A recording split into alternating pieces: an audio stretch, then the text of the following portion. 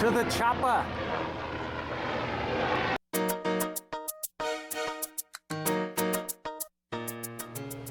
Got a 2011 Chevy Avalanche.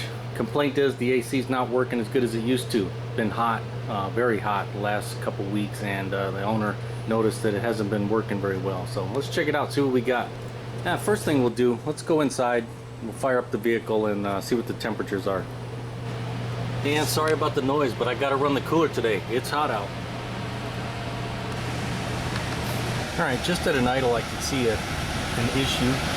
You can see that the passenger temperature is at 63, and our driver's side, both of them, this one and this one over here, they're not doing much of anything. We're at 90, which is about what we're inside today. And so I can feel a difference. This one's not cooling at all. This one's nice and cold. So there's definitely a problem right there. But we do want to make sure that, because we have a dual AC, I want to make sure that changes. Oh yeah, I can feel it right away, and look at that temperature gauge going up. I can feel the hot air. So I don't think there's a problem with the blend door on this side, because it's a dual system. Whoops, knocking my stuff around. We want to make sure that we don't have a problem with the blend door. I don't think that's the case. This looks like a classic low refrigerant problem. Now, the owner of this vehicle has owned it a couple years, and to the best of his knowledge, the AC system has never been, recovered and recharged properly or anything like that. It's never been touched. So it's not uncommon to have, AC systems, even though they're completely sealed, to lose a little bit over time. They leak past the seals, even on a perfectly normal, properly working system. A little bit leaks each year.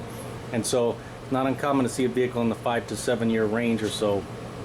And this vehicle has low mileage. The previous owner didn't hardly drive it at all. So it's not uncommon to see them in the 5 to 7 year range be low on refrigerant and just need a recharge, and there's simply no leaks other than the normal just tiny bit that's going to escape every year. But we'll put the gauges on there, see what everything looks like. We'll look around, do a visual inspection, make sure we don't see anything obvious, and I'll probably put the sniffer on there, see if I can find any refrigerant leaks, and we'll go from there. And before I touch anything, I'm putting safety glasses on. Now, a common area for these things to leak is right at the service connection. So I'm going to take the sniffer, I'm going to make sure we're not leaking before I touch it.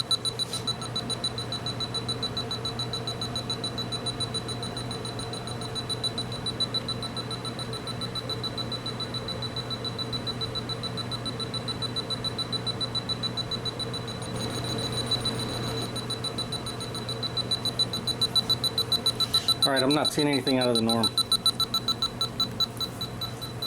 And I had this thing set on pretty high, so if there was a big leak right at the fittings, we should have found it.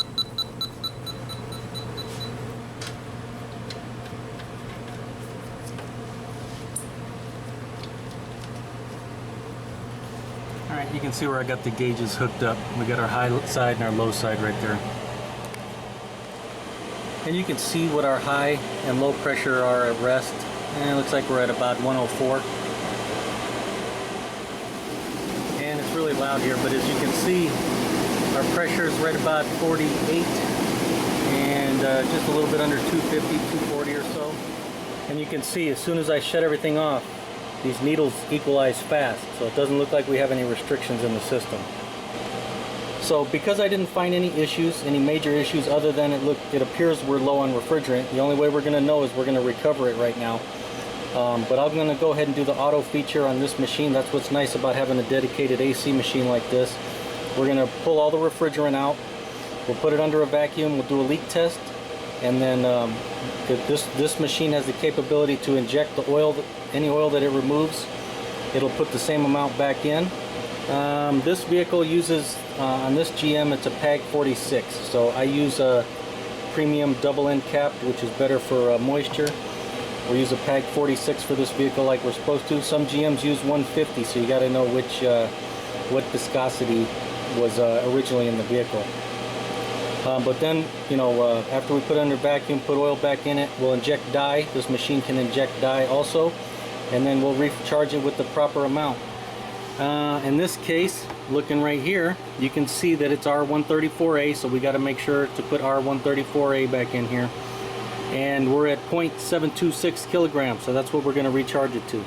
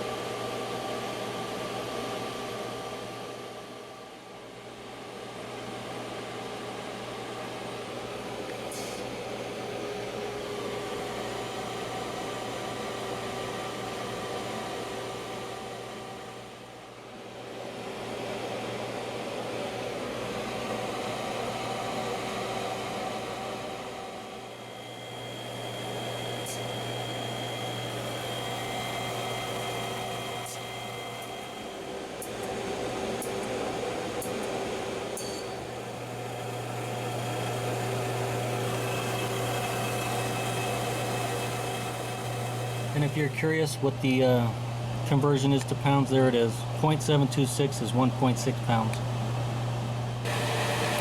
And what's nice about this refrigerant recovery machine is I can store 2 types of oil in here to inject, and I can put dye in too.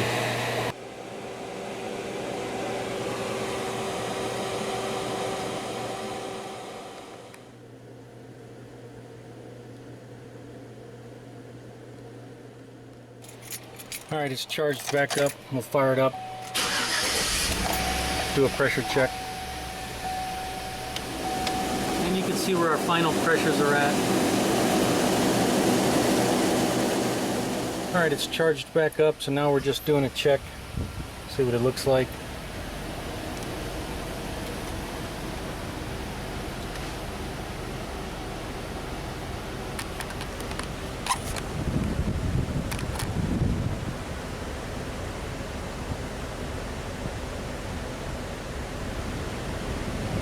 Alright, as you can see, it's been on a couple minutes. You can see we're at 48 on that one. We're very close to 50 on this one. So they're pretty close. This is a little slower adapting than this digital one, but we're much cooler than we were before. And that's pretty good at idle for how if I could say it, how hot it is today. You can see there's our final results. We recovered 0.67. And 8 milliliters of oil. We vacuumed it, passed the test, we charged it to the proper refrigerant capacity. We injected the oil back, we put some dye in there, and we charged it on the high side. So you can see it wasn't that low, but it was a little bit low. And that's all it takes on these older, I should say these 134 systems. They don't like to be low on refrigerant at all. They start to diminish. As you can see, it's much better than it was. 46, 47 degrees over here.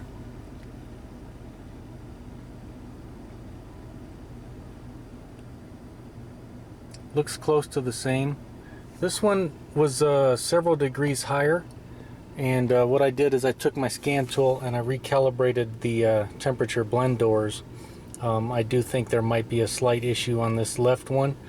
Might need to be replaced in the near future, but at least for now it's a lot better than it was. And on a day when it's 106 out, I'll take 44, 45 degrees any day. Well, there you go. Hope you enjoyed this video on troubleshooting and servicing an AC system on these Chevys. I know it can be difficult to diagnose and troubleshoot things like this or service a system when you don't have the proper equipment. Dedicated AC machines and these factory scan tools are expensive, and it can be hard to fix stuff without them. I understand that. But at least if you take it to somebody like me, at least you know what you're paying for. You're paying for the knowledge, and you're paying for all those expensive tools. It's possible that the temperature difference between the driver's side and the passenger side, it could have solely been because of the temperature door. It could have been when I messed with it at the beginning, because I didn't look at it on the scan tool at the beginning. It's possible just me messing with it adjusted the temperature door a little bit, because later on when I looked at it, I did see that according to the scan data, when I compared the left and the right positions and what the computer was actually seeing compared to what they wanted to see, I could see some differences. So I knew that the temperature door was off a little bit, and resetting it seemed to help. It was a lot better once I reset it. So it's possible that it was caused by that and not by low refrigerant. But low refrigerant can definitely cause, on most systems, it can cause the driver's side, or at least one side, to not be as cool as the other side. Usually it's the driver's side, the way most systems are plumbed. I'd have to look and see the way this Chevy is plumbed out, but most systems, that's the way it works. But hey, as always, if you enjoyed the video or helped you out, make sure to give it a thumbs up. Thanks for watching.